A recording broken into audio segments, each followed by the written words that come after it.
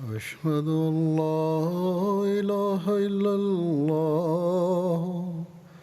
وحده لا شريك له وأشهد أن محمدا عبده ورسوله أما بعد فأعوذ بالله من الشيطان الرجيم بسم الله الرحمن الرحيم الحمد لله رب العالمين الرحمن الرحيم مالك يوم الدين إياك نعبد وإياك نستعين اهدنا الصراط المستقيم صراط الذين أنعمت عليهم غير المغضوب عليهم ولا الضالين.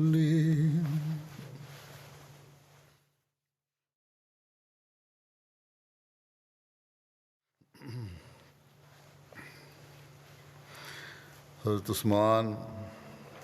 رضی اللہ عنہ کے جو غزوات میں شمولیت ہے ان کا ذکر کرتا ہوں. جیسا کہ غزوہ بدر کے بارے میں بیان ہو چکا ہے کہ حضرت عثمان غزوہ بدر میں شامل نہیں ہو سکے تھے کیونکہ آپ کی زوجہ حضرت رقیہ بنت رسول صلی اللہ علیہ وسلم سخت بیمار تھیں. اس لیے حضرت صلی اللہ علیہ وسلم نے آپ کو ارشاد فرمایا کہ ان کی تیمارداری کے لیے مدینہ میں ٹھہریں اور ان کو بدر میں شامل ہونے والوں کی طرح ہی قرار دیا. اسی لیے رسول اللہ صلی اللہ علیہ وسلم نے آپ کے لیے بدر میں شامل ہونے والوں کی طرح مال غنیمت میں اور اجر میں حصہ مقرر فرمایا. غزوہ غطفان محرم یا صفر 3 ہجری میں ہوا. غزوہ غطفان کے لیے نجد کے علاقے کی طرف نکلتے وقت رسول اللہ صلی اللہ علیہ وسلم نے حضرت عثمان کو مدینہ کا امیر مقرر فرمایا، تو اس لحاظ سے اس میں بھی شامل نہیں ہوئے. اس غزوہ کی تفصیل حضرت مرزا بشیر احمد صاحب نے یوں بیان فرمائی ہے کہ بنو غطفان کے بعض قبائل یعنی بنو ثعلبہ اور بنو محارب کے لوگ اپنے ایک نامور جنگجو دوسور بن حارث کی تحریک پر مدینہ پر اچانک حملہ کر دینے کی نیت سے نجد کے ایک مقام ذی امر میں جمع ہونا شروع ہوئے. لیکن چونکہ حضرت صلی اللہ علیہ وسلم اپنے دشمنوں کی حرکات و سکنات کا باقاعدہ علم رکھتے تھے، آپ کو ان کے اس خونی ارادے کی بروقت اطلاع ہو گئی اور آپ ایک بیدار مغز جرنیل کی طرح پیش بندی کے طور پر 450 صحابیوں کی جماعت کو اپنے ساتھ لے کر 3 ہجری کے آخر یا سفر کے شروع میں مدینہ سے نکلے اور تیزی کے ساتھ کوچ کرتے ہوئے ذی امر کے علاقے کے قریب پہنچ گئے. دشمن کو آپ کی آمد کی اطلاع ہوئی تو اس نے جھٹ پٹ آس پاس کی پہاڑیوں پر چڑھ کر اپنے آپ کو محفوظ کر لیا اور مسلمان ذی امر میں پہنچے تو میدان خالی تھا. البتہ بنو ثعلبہ کا ایک بدوی جس کا نام جبار تھا صحابہ کے قابو میں آ گیا، جسے قید کر کے وہ حضرت صلی اللہ علیہ وسلم کی خدمت میں حاضر ہوئے. حضرت صلی اللہ علیہ وسلم نے اس سے حالات دریافت کیے تو معلوم ہوا کہ بنو ثعلبہ اور بنو محارب کے سارے لوگ پہاڑوں میں محفوظ ہو گئے ہیں اور وہ کھلے میدان میں مسلمانوں کے سامنے نہیں آئیں گے. ناچار حضرت صلی اللہ علیہ وسلم کو واپسی کا حکم دینا پڑا، مگر اس غزوہ کا اتنا فائدہ ضرور ہوا کہ اس وقت جو خطرہ بنو غطفان کی طرف سے پیدا ہوا تھا وہ وقتی طور پر ٹل گیا.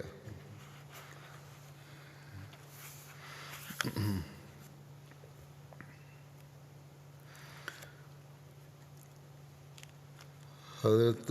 غزوہ احد جو شوال 3 ہجری میں ہوا تھا، حضرت عثمان غزوہ احد میں شریک ہوئے تھے۔ دوران جنگ صحابہ کا پہلے 2 غزوات میں تو نہیں ہوئے تھے، اس میں شریک ہوئے تھے غزوہ احد میں۔ دوران جنگ صحابہ کا ایک گروہ ایسا تھا جو اچانک حملہ اور آن حضرت صلی اللہ علیہ وسلم کی شہادت کی خبر سن کر میدان سے ادھر ادھر ہو گیا، اور ایک وقت ایسا آیا کہ نبی کریم صلی اللہ علیہ وسلم کے ہمراہ صرف 12 صحابہ کا ایک چھوٹا سا گروہ رہ گیا تھا۔ حضرت عثمان پہلے گروہ میں سے تھے۔ مسلمانوں نے جب لشکر قریش غلبہ پا لیا اور وہ مال غنیمت اکٹھا کرنے لگے، تو حضور صلی اللہ علیہ وسلم نے جن 50 تیر اندازوں کو اپنی جگہ نہ چھوڑنے کا ارشاد فرمایا تھا، تاہم انہوں نے فتح کو دیکھ کر اپنی جگہ کو چھوڑ دیا، حالانکہ نبی کریم صلی اللہ علیہ وسلم نے انہیں سختی سے اپنی جگہ نہ چھوڑنے کا ارشاد فرمایا تھا۔ خالد بن ولید جو ابھی مسلمان نہیں ہوئے تھے، انہوں نے یہ منظر دیکھ کر فوراً وہاں سے مسلمانوں پر حملہ کر دیا۔ یہ حملہ ایسا اچانک، غیر متوقع اور اس قدر شدید تھا کہ مسلمان منتشر ہو گئے۔ ان منتشر ہونے والے صحابہ میں حضرت عثمان کا نام بھی بیان کیا جاتا ہے۔ قرآن شریف میں ان لوگوں کے ضمن میں ذکر آتا ہے کہ اس وقت کے خاص حالات اور ان لوگوں کے دلی ایمان اور اخلاص کو مد نظر رکھتے ہوئے اللہ تعالیٰ نے انہیں معاف فرما دیا۔ چنانچہ اللہ تعالیٰ فرماتا ہے، ان الذین تولوا منکم یوم التقى الجمعان انما استزلهم الشیطان ببعض ما کسبوا وَلَقَدْ عَفَا اللَّهُ عَنْهُمْ إِنَّ اللَّهَ غَفُورٌ حلیم۔ یقیناً تم میں سے وہ لوگ جو اس دن پھر گئے جس دن 2 گروہ متصادم ہوئے،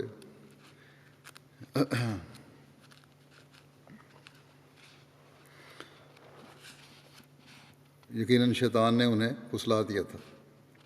بعض ایسے اعمال کی وجہ سے جو وہ بجا لائے، اور یقیناً اللہ ان سے درگزر کر چکا ہے۔ یقیناً اللہ بہت بخشنے والا اور بہت بردبار ہے۔ اس غزوہ کے دوران مسلمانوں کی اس کیفیت کا تذکرہ کرتے ہوئے مرزا بشیر احمد صاحب نے جو سیرت خاتم النبیین میں لکھا ہے، وہ کہتے ہیں کہ قریش کے لشکر نے قریباً چاروں طرف گھیرا ڈال رکھا تھا اور اپنے پے در پے حملوں سے ہر آن دباتا چلا آتا تھا۔ اس پر بھی مسلمان شاید تھوڑی دیر بعد سنبھل جاتے، مگر غضب یہ ہوا کہ قریش کے ایک بہادر سپاہی عبداللہ بن قمیہ نے مسلمانوں کے علم بردار مصعب بن عمیر پر حملہ کیا اور اپنی تلوار کے وار سے ان کا دایاں ہاتھ کاٹ گرایا۔ مصعب نے فوراً دوسرے ہاتھ میں جھنڈا تھام لیا اور ابن قمیہ کے مقابلے کے لیے آگے بڑھے، مگر اس نے دوسرے وار میں ان کا دوسرا ہاتھ بھی قلم کر دیا۔ اس پر مصعب نے اپنے دونوں کٹے ہوئے ہاتھوں کو جوڑ کر گرتے ہوئے اسلامی جھنڈے کو سنبھالنے کی کوشش کی اور اسے چھاتی سے چمٹا لیا، جس پر ابن قمیہ نے ان پر تیسرا وار کیا، اور اب کی دفعہ مصعب شہید ہو کر گر گئے۔ جھنڈا تو کسی دوسرے مسلمان نے فوراً آگے بڑھ کر تھام لیا، مگر چونکہ مصعب کا ڈیل ڈول حضرت صلی اللہ علیہ وسلم سے ملتا تھا، ابن قمیہ نے سمجھا کہ میں نے محمد صلی اللہ علیہ وسلم کو مار لیا ہے، یا یہ بھی ممکن ہے کہ اس کی طرف سے یہ تجویز محض شرارت اور دھوکہ دہی کے خیال سے ہو۔ بہرحال اس نے مصعب کے شہید ہو کر گرنے پر شور مچا دیا کہ میں نے محمد کو مار لیا ہے صلی اللہ علیہ وسلم۔ اس خبر سے مسلمانوں کے رہے سے اوسان بھی جاتے رہے اور ان کی جمعیت بالکل منتشر ہو گئی، اور بہت سے صحابی سراسیمہ ہو کر میدان سے بھاگ نکلے، اس وقت مسلمان 3 حصوں میں منقسم تھے۔ ایک گروہ وہ تھا جو آن حضرت صلی اللہ علیہ وسلم کی شہادت کی خبر سن کر میدان سے بھاگ گیا تھا، مگر یہ گروہ سب سے تھوڑا تھا، یا یہ کہتے ہیں کہ منتشر ہو گیا تھا مایوس ہو کے۔ ان لوگوں میں حضرت عثمان بن عفان بھی شامل تھے، مگر جیسا کہ قرآن شریف میں ذکر آتا ہے، اس وقت کے خاص حالات اور ان لوگوں کے دلی ایمان اور اخلاص کو مد نظر رکھتے ہوئے اللہ تعالیٰ نے انہیں معاف فرما دیا۔ ان لوگوں میں سے بعض مدینہ تک جا پہنچے، اور اس طرح مدینہ میں بھی حضرت صلی اللہ علیہ وسلم کی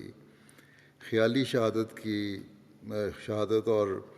لشکر اسلام کی ہزیمت کی خبر پہنچ گئی، جس سے تمام شہر میں ایک کوہرام مچ گیا، اور مسلمان مرد، عورتیں، بچے، بوڑھے نہایت سراسیمگی کی حالت میں شہر سے باہر نکل آئے اور احد کی طرف روانہ ہو گئے، اور بعض تو جلد جلد دوڑتے ہوئے میدان جنگ میں پہنچے اور اللہ کا نام لے کر دشمن کی صفوں میں گھس گئے۔ دوسرے گروہ میں وہ لوگ تھے جو بھاگے تو نہیں، مگر حضرت صلی اللہ علیہ وسلم کی شہادت کی خبر سن کر یا تو ہمت ہار بیٹھے تھے اور یا آپ لڑنے کو بیکار سمجھتے تھے، اور اس لیے میدان سے ایک طرف ہٹ کر سرنگوں ہو کر بیٹھ گئے تھے۔ تیسرا گروہ وہ تھا جو برابر لڑ رہا تھا۔ ان میں سے کچھ تو وہ لوگ تھے جو حضرت صلی اللہ علیہ وسلم کے ارد گرد جمع تھے اور بے نظیر جان نثاری کے جوہر دکھا رہے تھے، اور اکثر وہ تھے جو میدان جنگ میں منتشر طور پر لڑ رہے تھے۔ ان لوگوں اور نیز گروہ ثانی کے لوگوں کو جوں جوں حضرت صلی اللہ علیہ وسلم کے زندہ موجود ہونے کا پتہ لگتا جاتا تھا، یہ لوگ دیوانوں کی طرح لڑتے پھرتے آپ کے گرد جمع ہوتے جاتے تھے۔ اس وقت جنگ کی حالت یہ تھی کہ قریش کا لشکر گویا سمندر کی مہیب لہروں کی طرح چاروں طرف سے بڑا چلا آتا تھا، اور میدان جنگ میں ہر طرف سے تیر اور پتھروں کی بارش ہو رہی تھی۔ جان نثاروں نے اس خطرے کی حالت کو دیکھ کر حضرت صلی اللہ علیہ وسلم کے ارد گرد گھیرا ڈال کر آپ کے جسم مبارک کو اپنے بدنوں سے چھپا لیا، مگر پھر بھی جب کبھی حملہ کی رو اٹھتی تھی تو یہ چند گنتی کے آدمی ادھر ادھر دھکیل دیے جاتے تھے، اور ایسی حالت میں بعض اوقات حضرت صلی اللہ علیہ وسلم قریباً اکیلے رہ جاتے تھے۔ بہرحال اس میں یہ بیان کیا جاتا ہے کہ حضرت عثمان مایوس ہو کے یا کسی وجہ سے اس وقت حضرت صلی اللہ علیہ وسلم کی شہادت کی خبر سن کے وہاں سے چلے گئے تھے، اور اسی طرح مایوس ہو کے بیٹھنے والوں میں بھی گئے تو نہیں تھے، لیکن بیٹھنے والوں میں حضرت عمر کا بھی ذکر آتا ہے۔ بہرحال وہ تو وقت پہ بیان ہوگا۔ اب میں بیان کرتا ہوں صلح حدیبیہ کے موقع پر جو سفارتکاری ہوئی اور بیعت رضوان ہوئی، اس میں حضرت عثمان کا کردار یا آپ کے بارے میں کیا واقعات ملتے ہیں۔ حضرت صلی اللہ علیہ وسلم نے رویا دیکھا کہ آپ اور آپ کے صحابہ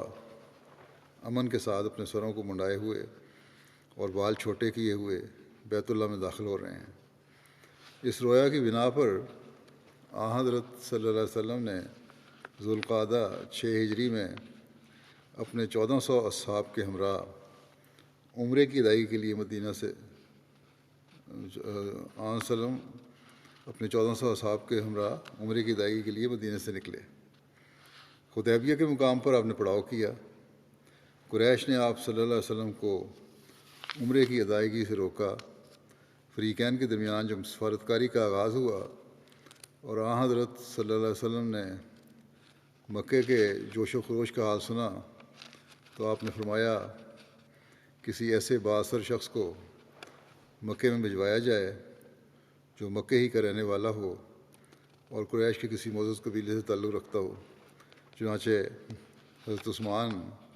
رضی اللہ عنہ کو اس مقصد کے لیے بھجوایا گیا۔ حضرت مرزا بشیر احمد صاحب نے اس کی تفصیل جو بیان کی ہے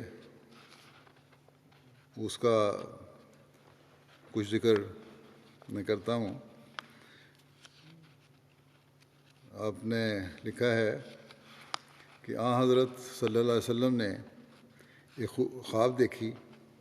کہ آپ اپنے صحابہ کے ساتھ بیت اللہ کا طواف کر رہے ہیں۔ اس وقت ذوالقعدہ کا مہینہ قریب تھا، جو زمانہ جاہلیت میں بھی ان 4 مبارک مہینوں میں سے سمجھا جاتا تھا جن میں ہر قسم کی جنگ و جدل منع تھا۔ گویا ایک طرف آپ نے یہ خواب دیکھی اور دوسری طرف یہ وقت بھی ایسا تھا کہ جب عرب کے طول و عرض میں جنگ کا سلسلہ روک کر امن و امان ہو جاتا تھا۔ گو یہ حج کے دن نہیں تھے اور ابھی تک اسلام میں حج باقاعدہ طور پر مقرر بھی نہیں ہوا تھا، لیکن خانہ کعبہ کا طواف ہر وقت ہو سکتا تھا۔ اس لیے آپ صلی اللہ علیہ وسلم نے اس خواب دیکھنے کے بعد اپنے صحابہ سے تحریک فرمائی کہ عمرے کے واسطے تیاری کر لیں۔ اس موقع پر آپ نے صحابہ میں یہ بھی اعلان فرمایا کہ چونکہ اس سفر میں کسی قسم کا جنگی مقابلہ مقصود نہیں ہے، بلکہ محض ایک پرامن دینی عبادت کا بجا لانا مقصود ہے، اس لیے مسلمانوں کو چاہیے کہ اس سفر میں اپنے ہتھیار ساتھ نہ لیں، البتہ عرب کے دستور کے مطابق صرف اپنی تلواروں کو نیاموں کے اندر بند کر کے مسافرانہ طریق پر اپنے ساتھ رکھا جا سکتا ہے۔ اور ساتھ ہی آپ نے مدینے کے گرد و نواح کے بدوی لوگوں میں بھی جو بظاہر مسلمانوں کے ساتھ تھے یہ تعریف فرمائی کہ وہ بھی ہمارے ساتھ شریک ہو کر عمرے کی عبادت بجا لائیں، مگر افسوس ہے کہ ایک نہایت قلیل یعنی برائے نام تعداد کے سوا ان مسلمان کہلانے والے کمزور ایمان بدوی لوگوں نے جو مدینے کے آس پاس آباد تھے حضرت صلی اللہ علیہ وسلم کے ساتھ نکلنے سے اعتراض کیا، کیونکہ ان کا خیال تھا کہ خواہ مسلمانوں کی نیت عمرے کے سوا کچھ نہیں، مگر قریش بہرحال مسلمانوں کو روکیں گے اور اس طرح مقابلے کی صورت پیدا ہو جائے گی، اور وہ سمجھتے تھے کہ چونکہ یہ مقابلہ مکے کے قریب اور مدینے سے دور ہوگا، اس لیے کوئی مسلمان بچ کر واپس نہیں آ سکے گا، اس لیے ڈر کر وہ اس میں شامل نہیں ہوئے۔ بہرحال حضرت صلی اللہ علیہ وسلم کچھ اوپر 1400 صحابیوں کی جمعیت کے ساتھ ذوالقعدہ 6 ہجری کے شروع میں ہی پیر کے دن بوقت صبح مدینے سے روانہ ہوئے۔ اس سفر میں آپ کی زوجہ محترمہ حضرت ام سلمہ آپ کے ہم رکاب تھیں، اور مدینے کا امیر نمیلہ بن عبداللہ کو اور امام الصلاۃ عبداللہ بن ام مکتوم کو جو آنکھوں سے معذور سے مقرر کیا گیا۔ جب آپ ذوالحلیفہ میں پہنچے جو مدینہ سے قریباً 6 میل کے فاصلے پر مکے کے راستے پر واقع ہے، تو آپ نے ٹھہرنے کا حکم دیا اور نماز ظہر کی ادائیگی کے بعد قربانی کے اونٹوں کو جو تعداد میں 70 تھے نشان لگائے جانے کا ارشاد فرمایا،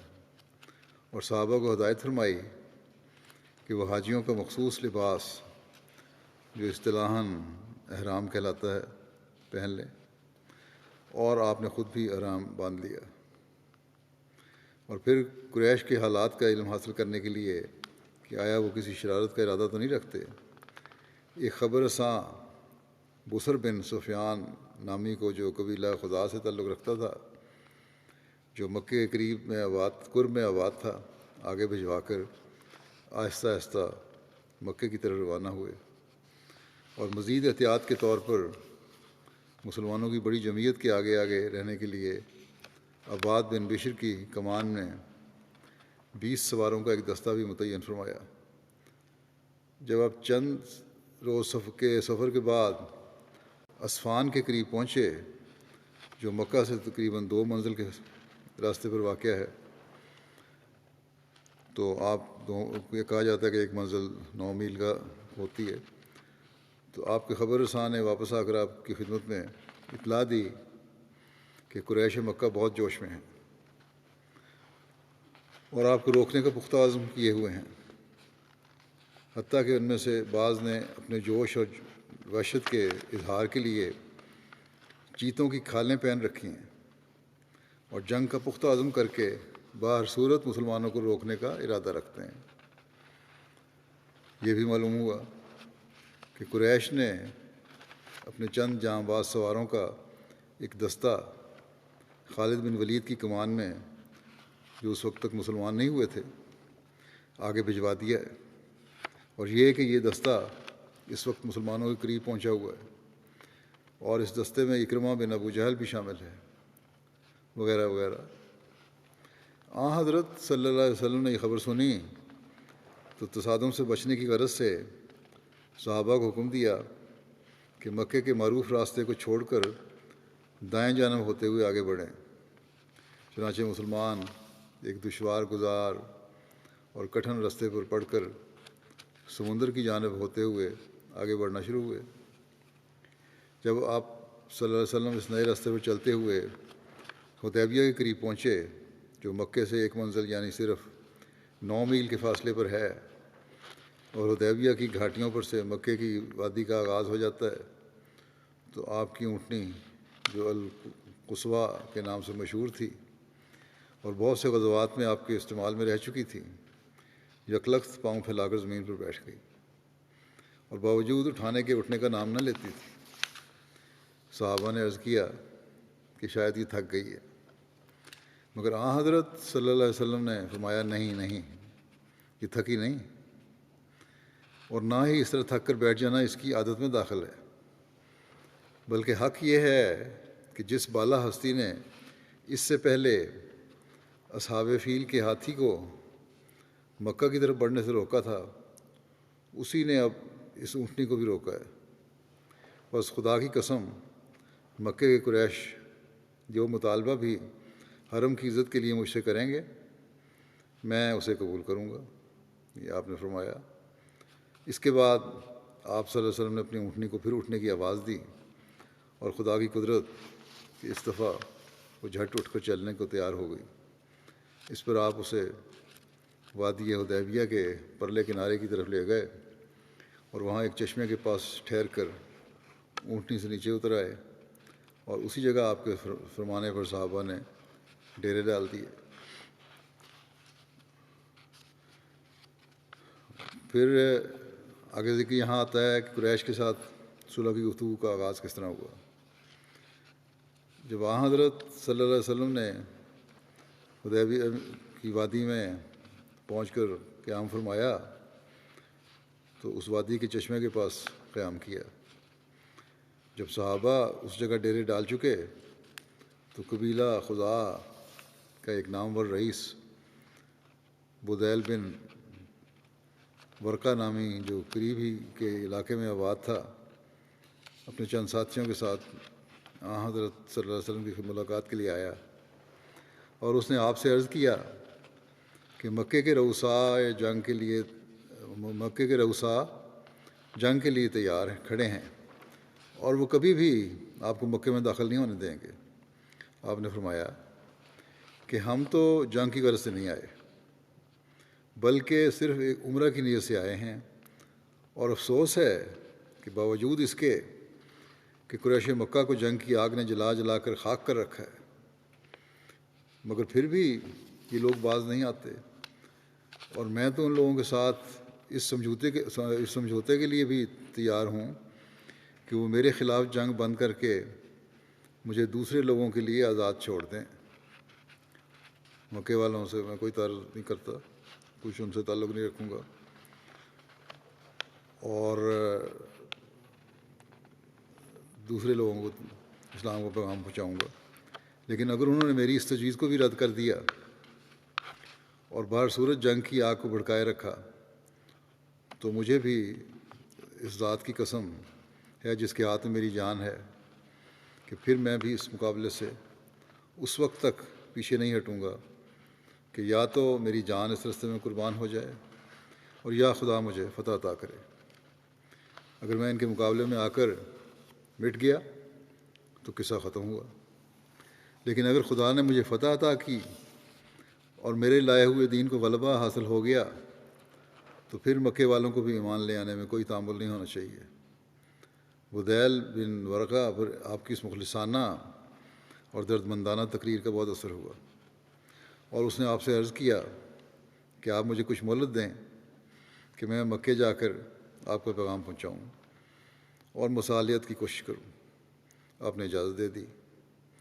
اور بدیل اپنے قبیلے کے چند آدمیوں کو اپنے ساتھ لے کر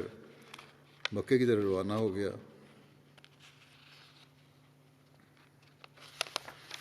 جب بدیل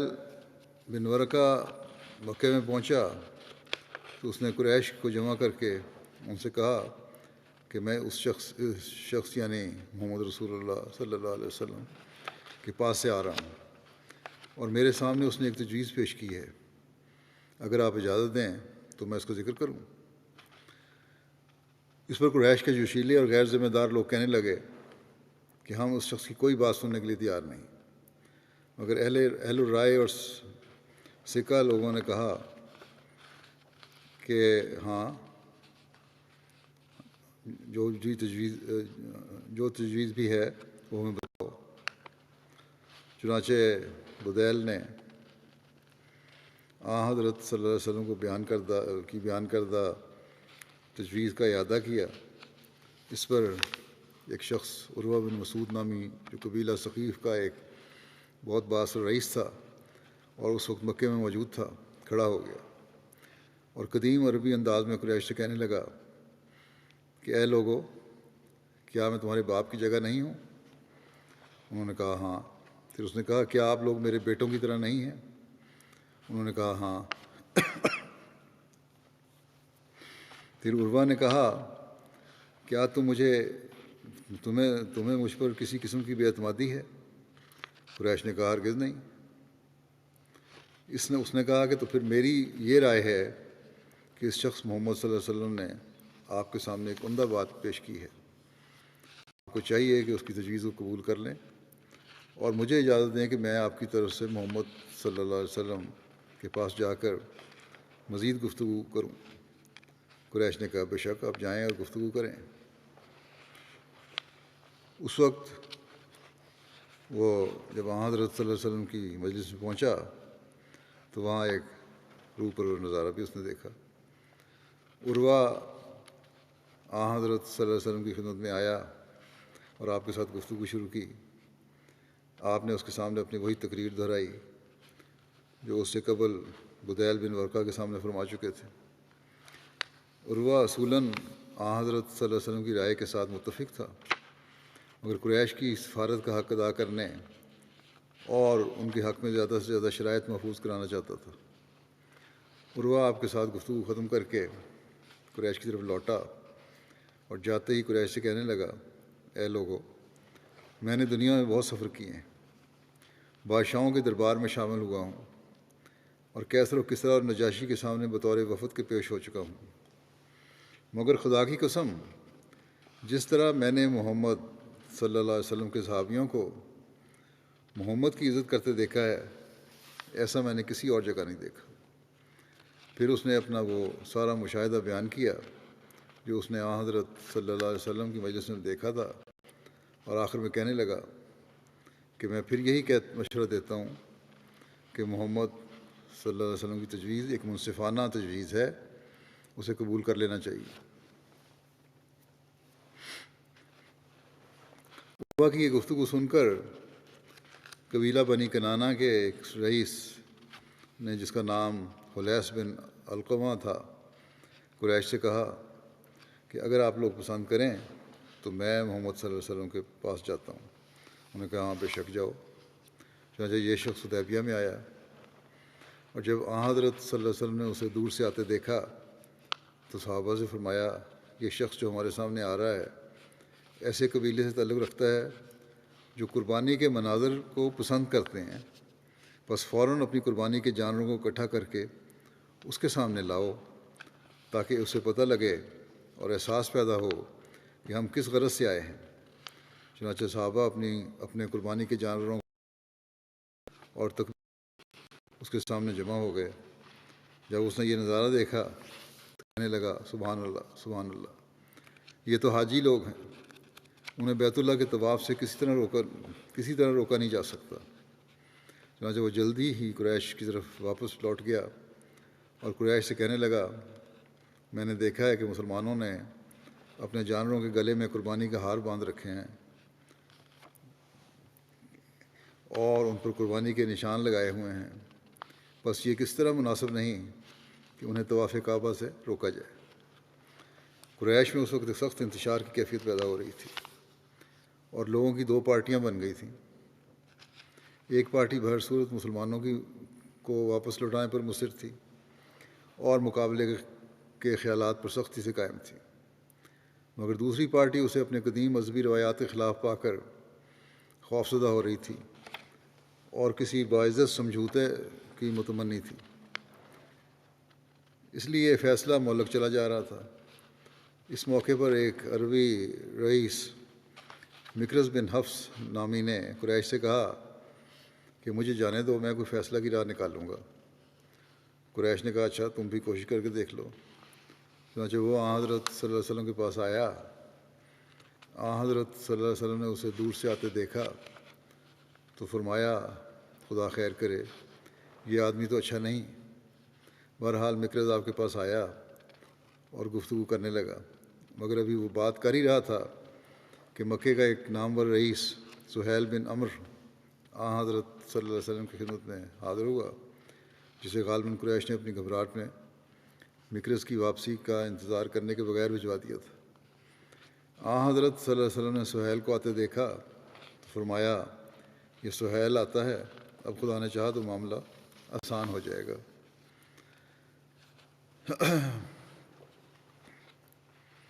بہرحال یہ بات چیت ہوتی رہی۔ اس موقع پر یہ واقعہ بھی ہوا کہ جب قریش کی طرف سے پے در پے سفیر آنے شروع ہوئے تو حضور صلی اللہ علیہ وسلم نے محسوس کر کے کہ آپ کی طرف سے بھی کوئی فہمیدہ شخص قریش کی طرف جانا چاہیے جو انہیں ہمدردی اور دانائی کے ساتھ مسلمانوں کو زاویہ نظر سمجھا سکے۔ ایک شخص خراش بن امیہ کو اس کام کے لیے چنا، جو قبیلہ خزاع سے تعلق رکھتا تھا، یعنی وہی قبیلہ جس سے قریش کے سب سے پہلے سفیر بدیل بن ورقہ کا تعلق تھا۔ اور اس موقع پر حضرت صلی اللہ علیہ وسلم نے خراش کو سواری کے لیے خود اپنا ایک اونٹ عطا فرمایا۔ خراش قریش کے پاس گیا، مگر چونکہ ابھی یہ گفتگو کا ابتدائی مرحلہ تھا اور نوجوانان قریش بہت جوش میں تھے، ایک جوشیلے نوجوان اکرمہ بن ابو جہل نے خراش کے اونٹ پر حملہ کر کے اسے زخمی کر دیا، جس کے عربی دستور کے مطابق یہ معنی تھے کہ ہم تمہاری نقل و حرکت کو جبراً روکتے ہیں۔ علاوہ ازیں قریش کی یہ جوشیلی پارٹی خود خراش پر بھی حملہ کرنا چاہتی تھی، مگر بڑے بوڑھوں نے بیچ بچاؤ کرا کے اس کی جان بچائی اور وہ اسلامی کیمپ میں واپس آ گیا، کفار کی طرف سے واپس آ گیا۔ وہ قریش مکہ نے اسی پر اکتفا نہیں کیا، بلکہ اپنے جوش میں اندھے ہو کر اس بات کا بھی ارادہ کیا کہ اب جب کہ حضرت صلی اللہ علیہ وسلم اور آپ کے صحابہ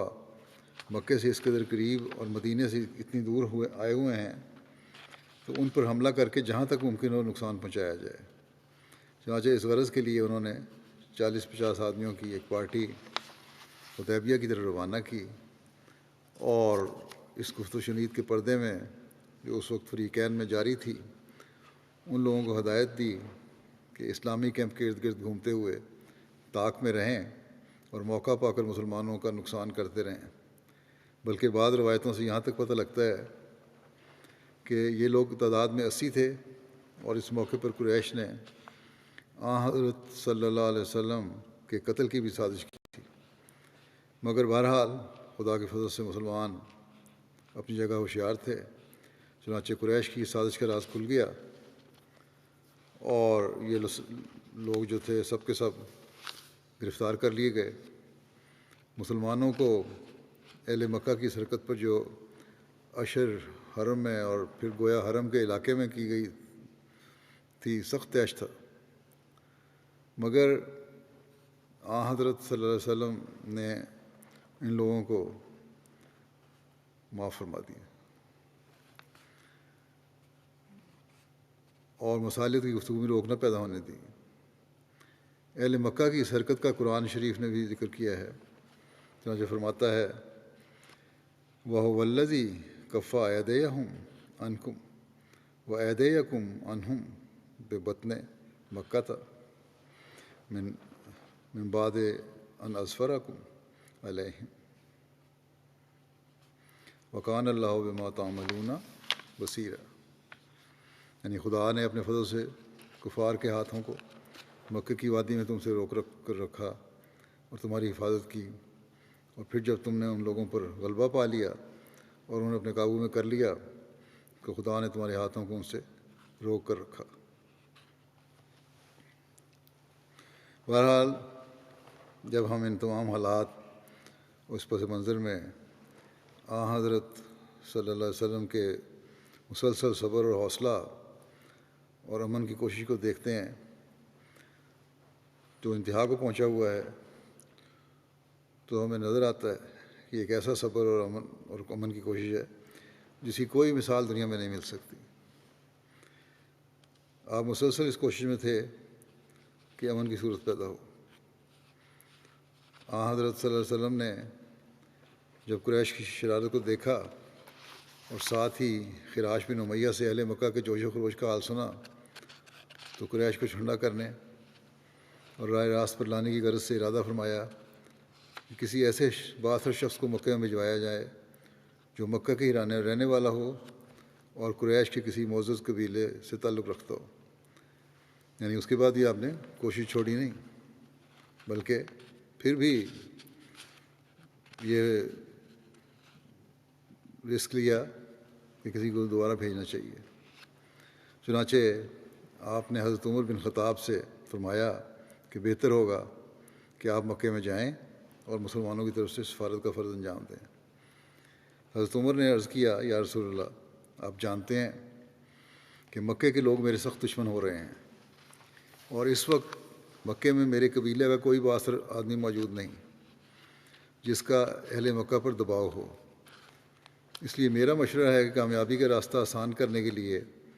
اس خدمت کے لیے عثمان بن عفان کو چنا جائے، جن کا قبیلہ بنو امیہ اس وقت بہت بااثر ہے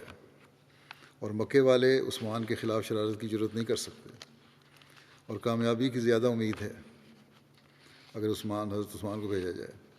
حضرت صلی اللہ علیہ وسلم نے اس مشورے کو پسند فرمایا اور حضرت عثمان سے ارشاد فرمایا کہ وہ مکے جائیں اور قریش کو مسلمانوں کے پرامن ارادوں اور عمرے کی نیت سے آگاہ کریں، اور آپ نے حضرت عثمان کو اپنی طرف سے ایک تحریر بھی لکھ کر دی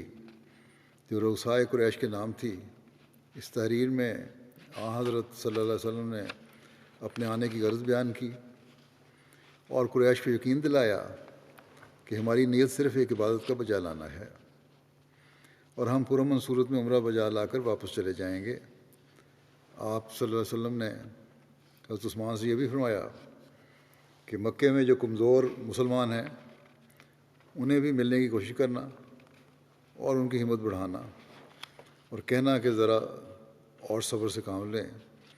خدا ان قریب کامیابی کا دروازہ کھولنے والا ہے۔ یہ پیغام لے کر حضرت عثمان مکے میں گئے اور ابو سفیان سے مل کر، جو اس زمانے میں مکے کا رئیس تھا، اعظم تھا اور حضرت عثمان کا قریبی عزیز بھی تھا، اہل مکہ کے ایک عام مجمع میں پیش ہوئے۔ اس مجمع میں حضرت عثمان نے حضرت صلی اللہ علیہ وسلم کی تحریر پیش کی جو مختلف رؤسائے قریش سے نے فرداً بھی ملاحظہ کی، مگر باوجود اس کے سب لوگ اپنی ضد پر قائم رہے کہ بہرحال مسلمان اس سال مکے میں داخل نہیں ہو سکتے۔ حضرت عثمان کے زور دینے پر قریش نے کہا کہ اگر تمہیں زیادہ شوق ہے تو ہم تم کو ذاتی طور پر طواف بیت اللہ کا موقع دے دیتے ہیں، مگر اس سے زیادہ نہیں۔ حضرت عثمان نے کہا یہ کیسے ہو سکتا ہے کہ رسول اللہ صلی اللہ علیہ وسلم تو مکے سے باہر روکے جائیں اور میں طواف کروں؟ مگر قریش نے کسی طرح نہ مانا اور بالآخر حضرت عثمان مایوس ہو کر واپس آنے کی تیاری کرنے لگے۔ اس موقع پر مکے کے شریر لوگوں کو یہ اشارت سوجی کہ انہوں نے غالباً اس خیال سے کہ اس طرح ہمیں مصالحت میں زیادہ مفید شرائط حاصل ہو سکیں گی، حضرت عثمان اور ان کے ساتھیوں کو مکے میں روک لیا۔ اس پر مسلمانوں میں یہ افواہ مشہور ہوئی کہ اہل مکہ نے حضرت عثمان کو قتل کر دیا۔ یہ خبر جب پہنچی تو حضرت صلی اللہ علیہ وسلم کو بھی شدید غصہ اور صدمہ تھا۔ تب آپ نے وہاں بیعت رضوان لی۔ اس کے بارے میں لکھا ہے کہ یہ خبر حدیبیہ میں پہنچی تو مسلمانوں میں سخت جوش پیدا ہوا، کیونکہ عثمان حضرت صلی اللہ علیہ وسلم کے داماد اور معزز ترین صحابہ میں سے تھے، اور مکے میں بطور اسلامی سفیر کے گئے تھے، اور یہ دن بھی اشہر حرم کے تھے، حرمت والا مہینہ تھا، اور پھر مکہ خود حرم کا علاقہ تھا۔ حضرت صلی اللہ علیہ وسلم نے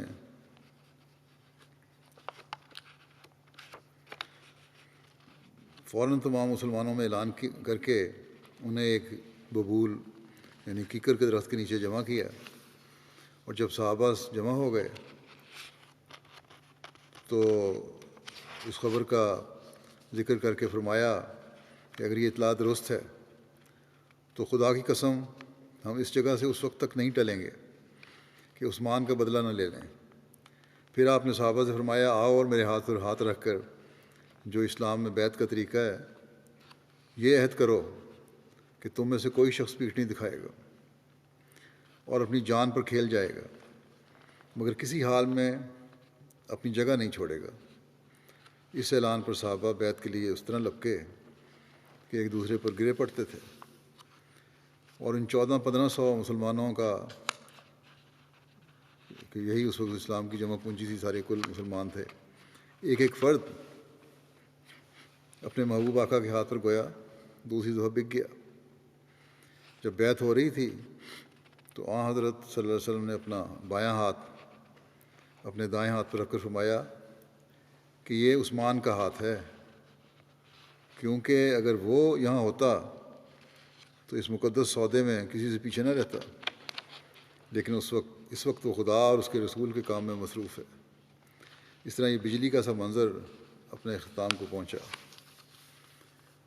اسلامی تاریخ میں یہ بیعت رضوان کے نام سے مشہور ہے، یعنی وہ بیعت جس میں مسلمانوں نے خدا کی کامل رضامندی کا انعام حاصل کیا۔ قرآن شریف نے بھی اس بیعت کا خاص طور پر ذکر فرمایا ہے، چنانچہ فرماتا ہے، لقد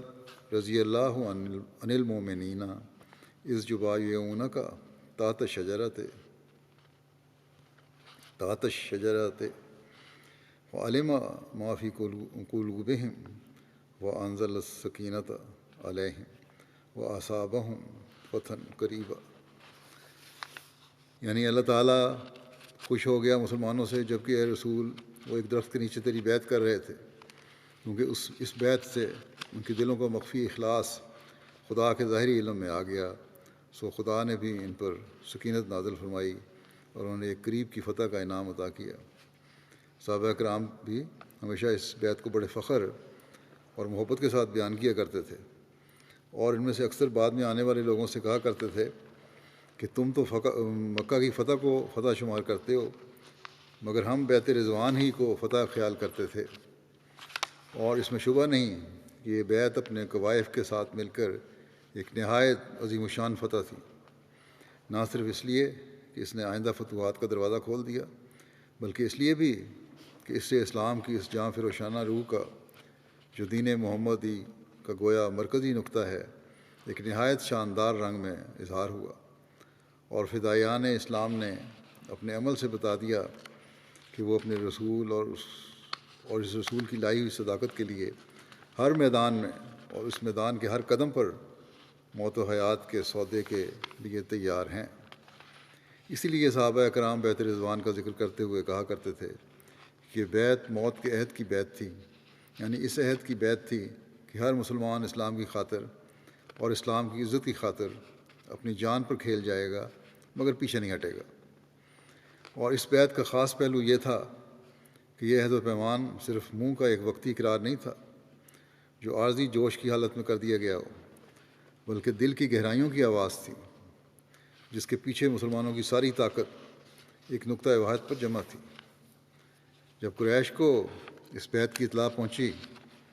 تو وہ خوفزدہ ہو گئے، اور نہ صرف حضرت عثمان اور ان کے ساتھیوں کو آزاد کر دیا بلکہ اپنے ایلچیوں کو بھی ہدایت دی کہ اب جس طرح بھی ہو مسلمانوں کے ساتھ معاہدہ کر لیں،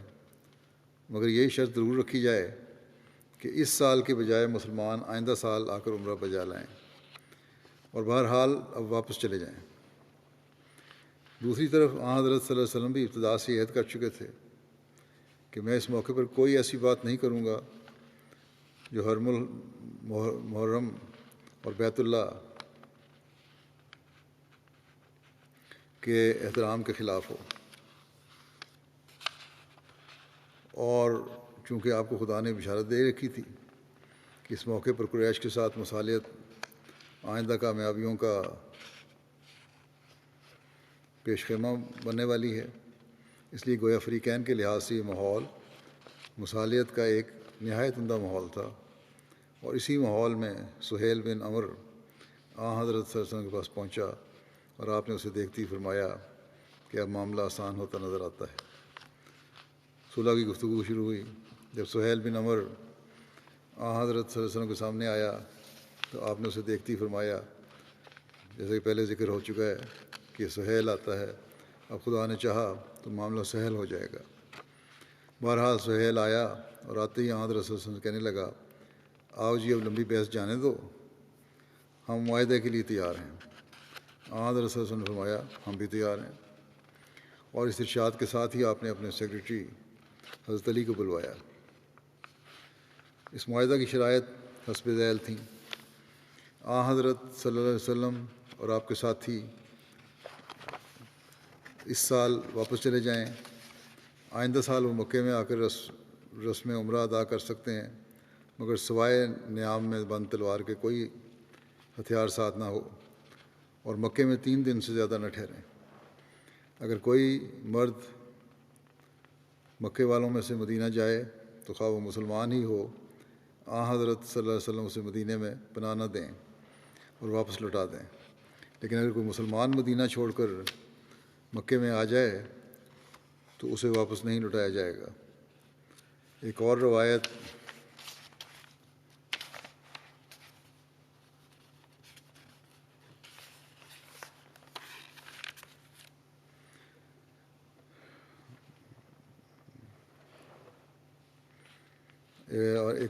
میں یہ ہے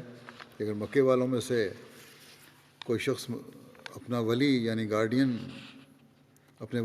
گارڈین کی اجازت کے بغیر مدینہ آ جائے تو اسے واپس لوٹا دیا جائے گا۔ قبائل عرب میں سے جو قبیلہ چاہے مسلمانوں کا حلیف بن جائے، اور جو چاہے اہل مکہ کا۔ یہ معاہدہ فی الحال 10 سال تک کے لیے ہوگا، اور اس عرصے میں قریش اور مسلمانوں کے درمیان جنگ بند رہے گی۔ اس معاہدے کی 2 نقلیں کی گئیں، اور بطور گواہ کے فریقین کے متعدد معززین نے اس پر دستخط کیے۔ مسلمانوں کی طرف سے دستخط کرنے والوں میں حضرت ابوبکر، حضرت عمر، حضرت عثمان اس وقت تک مکے سے واپس آ چکے تھے، یعنی کفار نے جو ان کو روکا تھا چھوڑ دیا تھا اس وقت، انہوں نے بھی دستخط کیے اس معاہدے پہ۔ عبد الرحمن بن عوف، سعد بن ابی وقاص اور ابو عبیدہ تھے۔ معاہدے کی تکمیل کے بعد سہیل بن عمر معاہدہ کی ایک نقل لے کر مکے کی طرف واپس لوٹ گیا، اور دوسری نقل حضرت صلی اللہ علیہ وسلم کے پاس رہی۔ حضرت مسلم موعود رضی اللہ عنہ نے اس واقعے کو اپنے الفاظ میں اس طرح بیان فرمایا ہے۔ آپ فرماتے ہیں کہ بعض ارد گرد کے لوگوں نے مکے والوں سے اصرار کیا کہ یہ لوگ صرف طواف کے لیے آئے ہیں، آپ ان کو کیوں روکتے ہیں؟ مگر مکے کے لوگ اپنی ضد پر قائم رہے۔ اس پر بیرونی قبائل کے لوگوں نے مکے والوں سے کہا کہ آپ لوگوں کا یہ طریق بتاتا ہے کہ آپ کو شرارت مد نظر ہے، صلح مد نظر ہی نہیں، اس لیے ہم آپ کا ساتھ دینے کے لیے تیار نہیں ہیں۔ یہ ایک نئی بات ہے جو مسلم عہد نے بیان فرمائی ہے کہ ارد گرد کے قبائل کا بھی پریشر تھا۔ اس پر مکے کے لوگ ڈر گئے، اور انہوں نے اس بات پر آمادگی ظاہر کی کہ مسلمانوں کے ساتھ سمجھوتہ کی کوشش کریں گے۔ جب اس امر کی اطلاع رسول کریم صلی اللہ علیہ وسلم کو پہنچی تو آپ نے حضرت عثمان کو، جو بعد میں آپ کے تیسرے خلیفہ ہوئے، مکے والوں سے بات چیت کرنے کے لیے بھیجا۔ جب حضرت عثمان مکہ پہنچے تو چونکہ مکے میں ان کی بڑی وسیع رشتہ داری تھی، ان کے رشتہ دار ان کے گرد اکٹھے ہو گئے اور ان سے کہا کہ آپ طواف کر لیں، لیکن محمد رسول اللہ صلی اللہ علیہ وسلم اگلے سال آ کر طواف کریں۔ مگر حضرت عثمان نے کہا کہ میں اپنے آقا کے بغیر طواف نہیں کر سکتا۔ چونکہ رؤسائے مکہ سے آپ کی گفتگو لمبی ہو گئی، مکے میں بعض لوگوں نے شرارت سے یہ خبر پھیلا دی کہ عثمان کو قتل کر دیا گیا ہے، اور یہ خبر پھیلتے پھیلتے رسول اللہ صلی اللہ علیہ وسلم تک جا پہنچی۔ اس پر رسول اللہ صلی اللہ علیہ وسلم نے صحابہ کو جمع کیا اور فرمایا، سفیر کی جان ہر قوم میں محفوظ ہوتی ہے۔ تم نے سنا ہے کہ عثمان کو مکے والوں نے مار دیا ہے۔ اگر یہ خبر درست نکلی تو ہم بزور مکے میں داخل ہوں گے، یعنی ہمارا پہلا ارادہ صلح کے ساتھ مکے میں داخل ہوں گے تھا۔ جن حالات میں کیا گیا تھا وہ چونکہ تبدیل ہو جائیں گے حالات، اس لیے ہم اس ارادہ کے پابند نہیں رہیں گے۔ جو لوگ یہ عہد کرنے کے لیے تیار ہوں کہ اگر ہمیں آگے بڑھنا پڑا تو یا ہم فتح کر کے لوٹیں گے یا ایک ایک کر کے میدان میں مارے جائیں گے، وہ اس عہد پر میری بیعت کریں۔ آپ کا یہ اعلان کرنا تھا کہ 1500 زائر جو آپ کے ساتھ آیا تھا یکدم 1500 سپاہی کی شکل میں بدل گیا، اور دیوانہ وار ایک دوسرے پر پھاندتے ہوئے انہوں نے رسول اللہ صلی اللہ علیہ وسلم کے ہاتھ پر دوسروں سے پہلے بیعت کرنے کی کوشش کی۔ یہ بیعت تمام اسلامی تاریخ میں بہت بڑی اہمیت رکھتی ہے اور درخت کا عہد نامہ کہلاتی ہے، کیونکہ جس وقت یہ بیعت لی گئی اس وقت رسول کریم صلی اللہ علیہ وسلم ایک درخت کے نیچے بیٹھے تھے۔ جب تک اس بیعت میں شامل ہونے والا آخری آدمی بھی دنیا میں زندہ رہا، وہ فخر سے اس بات کا ذکر کیا کرتا تھا، کیونکہ 1500 آدمیوں میں سے ایک شخص نے بھی عہد کرنے سے دریغ نہ کیا تھا کہ اگر دشمن نے اسلامی سفیر کو مار دیا ہے تو آج 2 صورتوں میں سے ایک ضرور پیدا کر کے چھوڑیں گے، یا وہ شام سے پہلے پہلے مکہ کو فتح کر کے چھوڑیں گے یا شام سے پہلے پہلے میدان جنگ میں مارے جائیں گے۔ لیکن ابھی بیعت سے مسلمان فارغ ہی ہوئے تھے کہ حضرت عثمان واپس آ گئے اور انہوں نے بتایا کہ مکے والے اس سال تو عمرے کی اجازت نہیں دے سکتے، مگر آئندہ سال اجازت دینے کے لیے تیار ہیں۔ چنانچہ اس بارے میں معاہدہ کرنے کے لیے انہوں نے اپنے نمائندہ مقرر کر دیے۔ حضرت عثمان کے آنے کے تھوڑی دیر کے بعد مکے کا ایک رئیس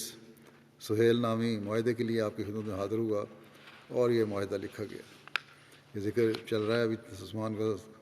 باقی انشاءاللہ آئندہ بیان ہوگا۔ دعاؤں کی طرف آج ابھی میں توجہ دلانا چاہتا ہوں۔ پاکستان کے حالات کے لیے خاص طور پر دعا کریں۔ گھروں کی چار دیواری میں بھی اب تو محفوظ نہیں ہے، اپنی جگہوں پہ بھی محفوظ نہیں ہے۔ ہر جگہ جہاں مولوی کہتا ہے پولیس والے پہنچ جاتے ہیں۔ بعض شریف پولیس والے ایسے بھی ہیں جو کہتے ہیں ہماری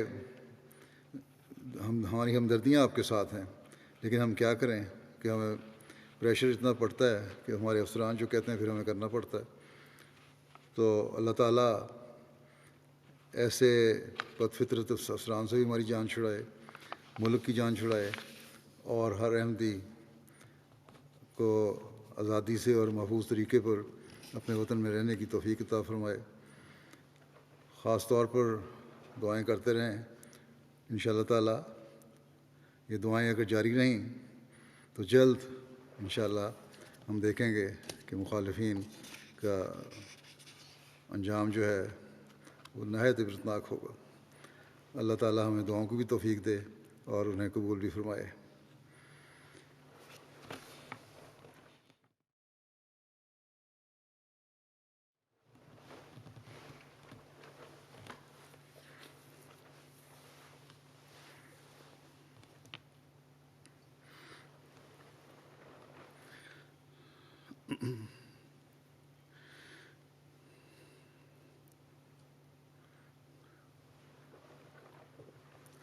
الحمد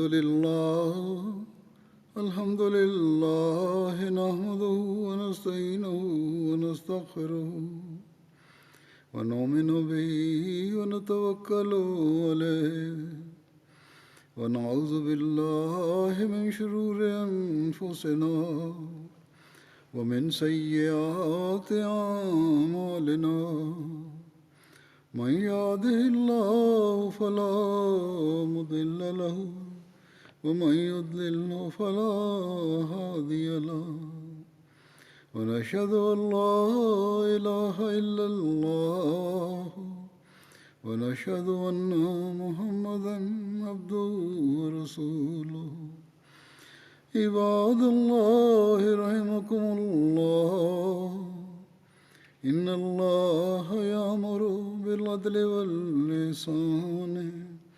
وإيتاء ذي القربى وينهى عن الفحشاء والمنكر والبغي يعظكم لعلكم تذكرون اذكروا الله يذكركم وادعوه يستجب لكم ولذكر الله أكبر